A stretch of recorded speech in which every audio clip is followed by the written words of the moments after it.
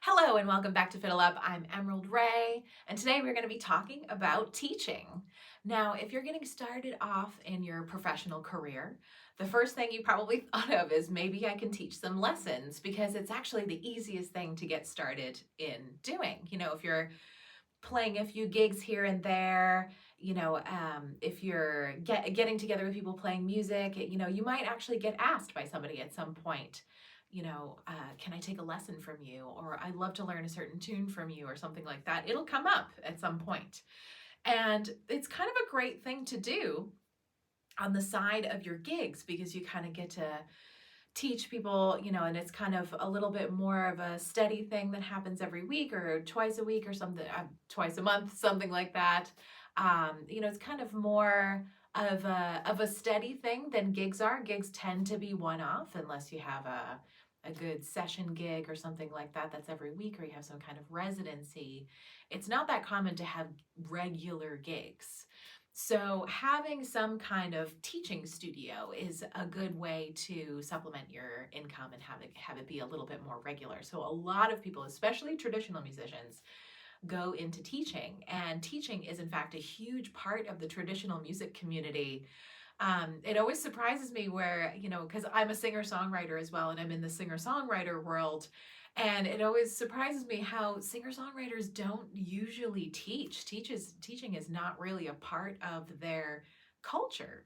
So often, the singer-songwriter part of the folk music world will get confused as to why I'm teaching, like, because I'm a trad musician. And teaching is such a big and integral part of the traditional music community because we're passing on the tradition.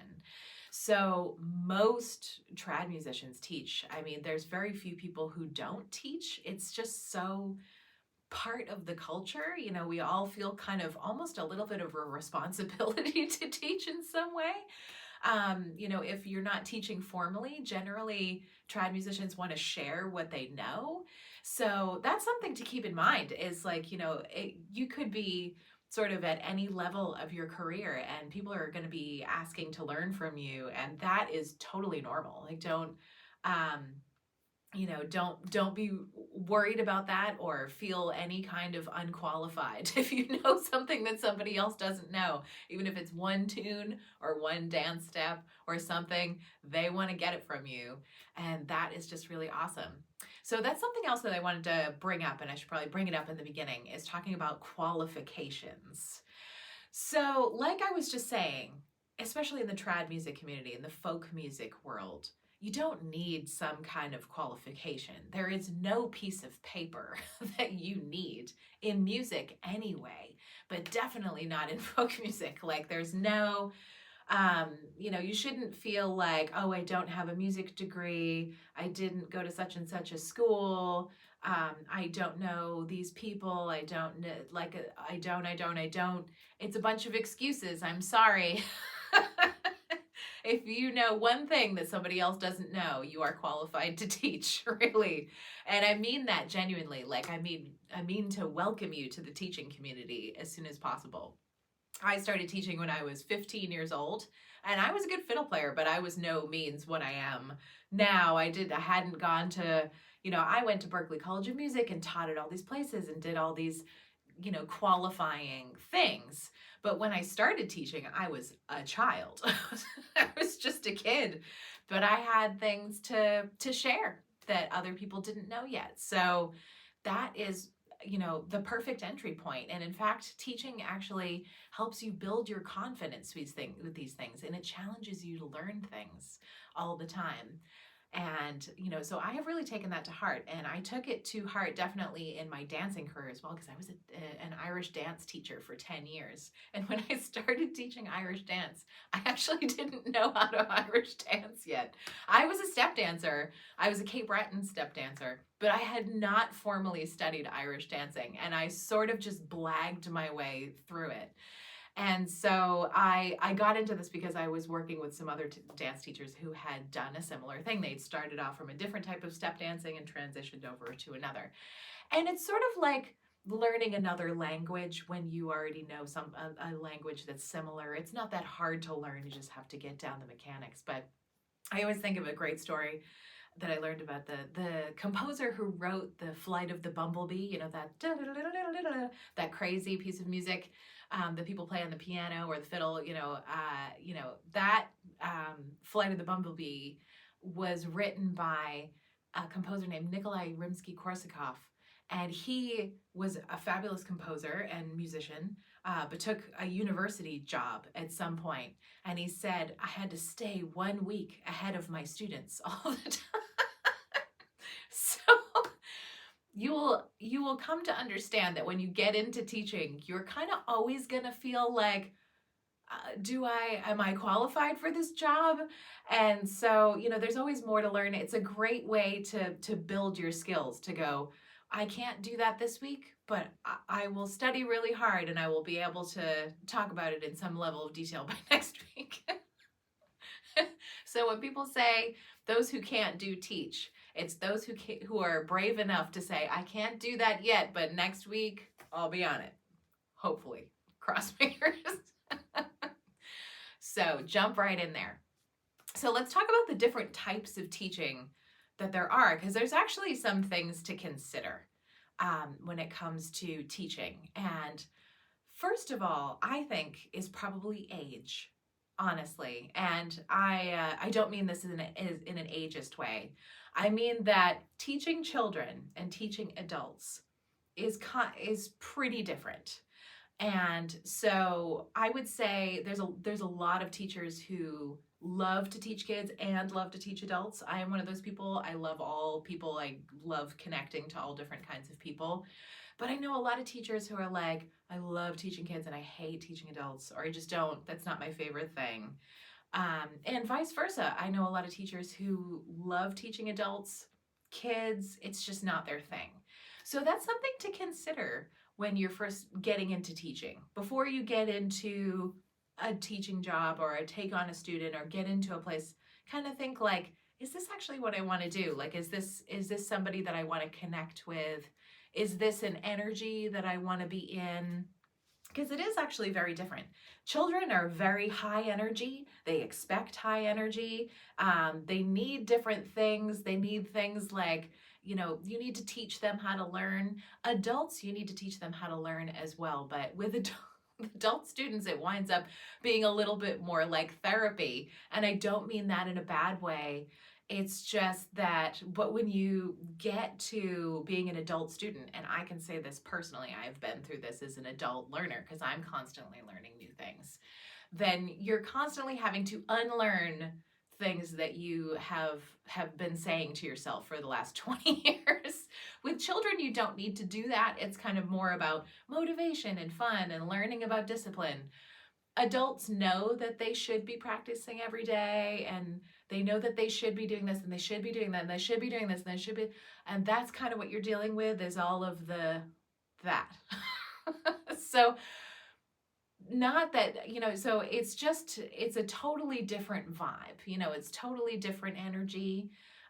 Young people are somewhere in the middle. They're like, in that kind of high energy motivation zone, but are starting to accumulate some baggage that you might need to work through. So that's just something to consider. Like I say, I've taught all ages. I love teaching all ages, and I loved connecting with people at all their different stages of life and learning from them about where they're at and all that kind of thing. So I've done the whole range, and I will tell you that it is different.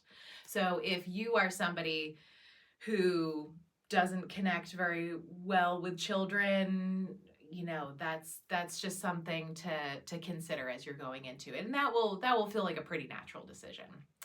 So there's different types of teaching that you can do. There's one-on-one teaching, which is really great, but also very intense. Like, there's an intensity to it. So a lot of people do one-on-one teaching, and this is either in person or these days over the internet, over Zoom or something like that. It's kind of a different landscape these days that we're working in. So working with somebody one-on-one, you're going to be spending a lot more time working on that person's individual needs and sort of baby stepping them towards where they want to go. And so that is actually a very different teaching style than if you were teaching a group, which is a completely different category of teaching. So some people might feel like, I love teaching it one-on-one. I love the kind of mellow vibes of just sitting there and holding somebody's hand to work through some things. I don't love being in a group. There's too much going on. I can't pay attention to everybody. So that's something to think about as well. Are you a better one-on-one teacher, or are you a better group teacher? And so groups are a whole different energy. It's a little bit more like a gig in that you're putting on a show. And of course you want to add some individual attention into that, but you're actually kind of fighting the instinct to focus on one person for too long, because then they're taking the attention away from the rest of the class. So you do have to pay attention to making sure you're teaching the group as a whole rather than bringing that kind of one-on-one energy into a class.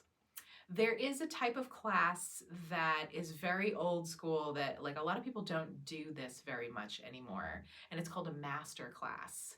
And that is actually where you would have a whole class full of people, and you would have one person who was kind of the guinea pig of the class. And so they used to do this a lot in classical music, and it's kind of like this style of teaching is kind of gone out of style. You'll see it every once in a while, this kind of masterclass thing. Well, you'll bring somebody up and they're learning as everybody else is learning. But that's not as common for group teaching. It can be a good way to get a really deep understanding of a certain topic. But I would say unless your class is advanced level, this probably isn't going to work very well. It really isn't. And that's advanced level of any sort of discipline. If it was an advanced fiddle class, if it was an advanced dance class, if it is an advanced, I don't know, karate class, whatever, I would say that that's actually a good way to learn to single somebody out and have them come up and feel confident enough to sort of perform for the class and make some mistakes and have the teacher pick on them in front of everyone.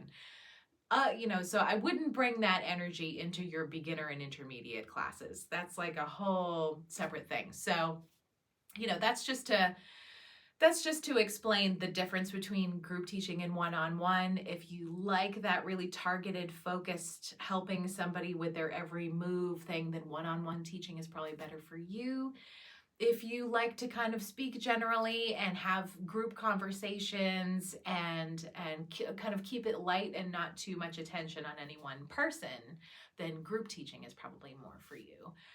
If you're sort of a higher energy person, group teaching is for you. If you're more extroverted, then teaching in groups is going to come very naturally to you. If you're more introverted, then definitely the one-on-one teaching is going to feel a little bit more comfortable for you.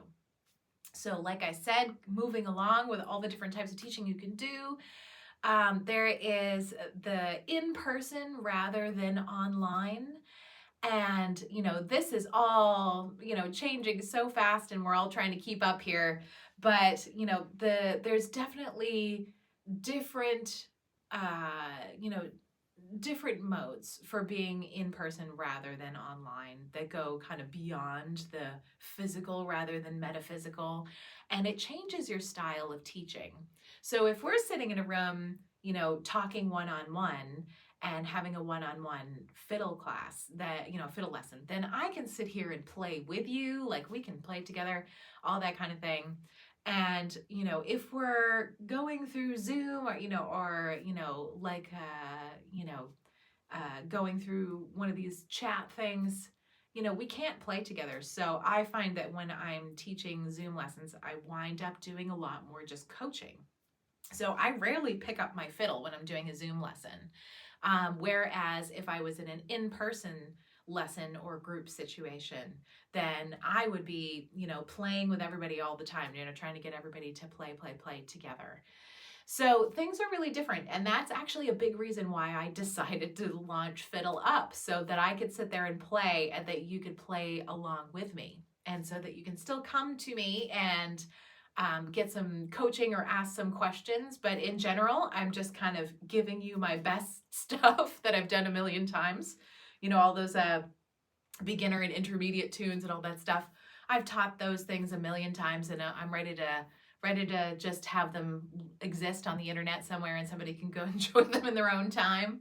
And I don't feel the need to sit down and teach somebody Angeline the baker anymore. You know, I just would rather kind of stick them over there so they can learn it on their own. So it kind of just came out of me wanting to give my students a better online experience of me. So that's something to think about as well if you're getting into teaching. You want to think about how you're delivering what you're doing to somebody who may live down the street, or they may live, you know, a continent away. And so there's all different things to think about, but I hope this has been very helpful for you. I hope you're thinking about sharing what you know with some people. And, you know, as I said, that's very valued in the traditional music community. You know, we're all passing on information to each other all the time. And there's none of us that know everything. And also there's always something that you can share with a person or a group that's going to give them some more knowledge than they had yesterday. So I hope you enjoyed this. Please ask me questions if you would like more of this, and I will see you in the next video.